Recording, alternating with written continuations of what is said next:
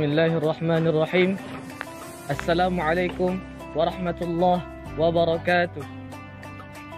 Alhamdulillah. Alhamdulillahilladzi arsala rasulahu bil huda wa dinil haq. Ashhadu an la ilaha illallah wahdahu la syarikalah. Wa ashhadu anna Muhammadan abduhu wa rasuluh la nabiyya ba'dah. Puji syukur, mari kita panjatkan kehadirat Allah Subhanahu wa taala yang Maha Pengasih dan tak pernah pilih kasih, yang Maha Penyayang dan kasih sayangnya tak terbilang. Salawat dan salam mari kita curahkan kepada baginda yang mulia, yang namanya melegenda dan mendunia sepanjang masa, yakni baginda Nabi Muhammad sallallahu alaihi wasallam. Tak lupa kepada para sahabatnya yang tabiatnya sampai kepada kita. Dan tak terlupa pula untuk seluruh kaum muslimin dan muslimat dimanapun anda berada. Semoga yang menyaksikan tayangan ini, kita semua mendapatkan naungan dari Allah Subhanahu wa taala berupa perlindungannya dan rahmatnya. Amin amin ya rabbal alamin. Baiklah, berdirinya saya di sini pada kesempatan yang mulia ini, izinkanlah saya untuk menyampaikan sedikit tentang nuzulul Quran. Apa sih nuzulul Quran itu? Nuzulul Quran adalah suatu peristiwa di mana Allah Subhanahu wa taala menurunkan Al-Quran pada bulan Ramadan, tepatnya pada tanggal 17 Ramadan. Mungkin di antara kita masih ada yang berpikir bahwa nuzulul Quran adalah peristiwa di mana Allah Subhanahu wa taala menurunkan beberapa bacaan dalam bahasa Arab. Tidak lebih dari itu.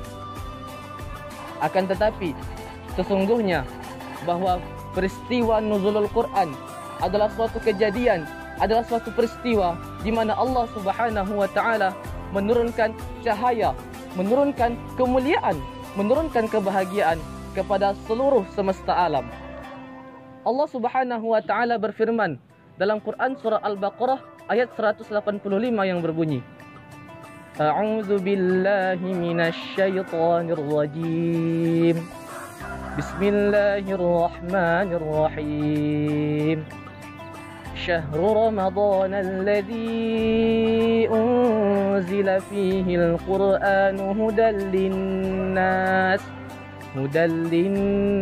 wa bayyinatin minal huda wal furqan. Artinya, bulan Ramadan adalah bulan di mana diturunkannya Al-Quran sebagai petunjuk bagi manusia dan pemisah antara yang hak dan yang batil. Quran surah Al-Baqarah ayat 185. Hadirin yang dimuliakan Allah, perlu kita ketahui bahwa Allah Subhanahu wa taala menurunkan Al-Quran kepada manusia adalah sebagai obat penawar dari segala kesusahan-kesusahan yang dialami manusia.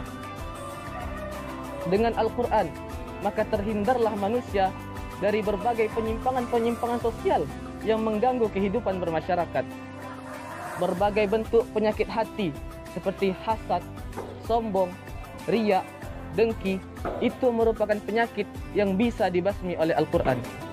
Allah Subhanahu wa taala berfirman dalam Quran surah Al-Isra ayat 82 yang artinya, dan telah kami turunkan Al-Quran sebagai obat dan rahmat atas orang-orang mukmin.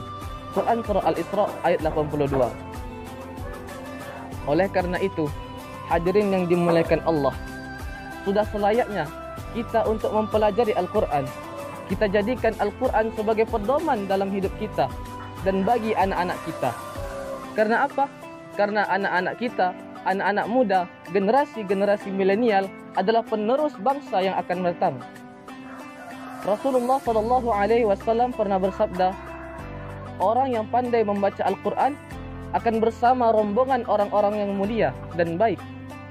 Dan orang yang membaca Al-Quran kemudian mengulangi bacaannya hanya karena sulit melafalkannya, maka baginya akan mendapat 2 pahala. 1 pahala karena huruf bacaan Al-Qurannya, dan yang pahala kedua karena kegigihannya dalam mempelajari Al-Quran.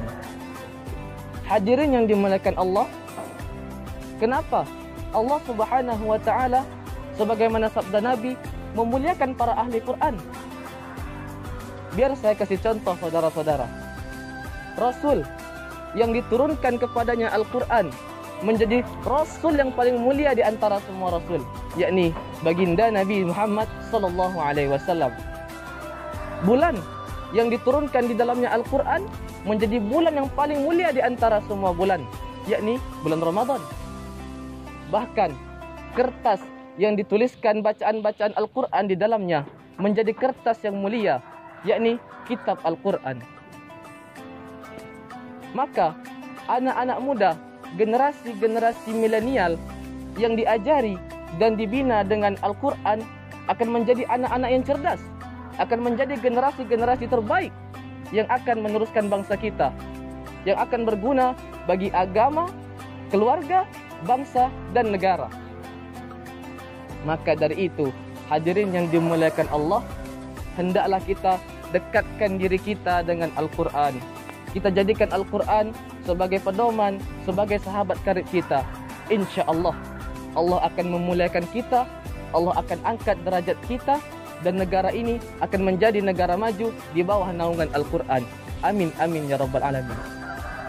Demikianlah yang dapat saya sampaikan. Lebih dan kurang saya mohon maaf. Saya akhiri. Wabillahi taufiq wal hidayah.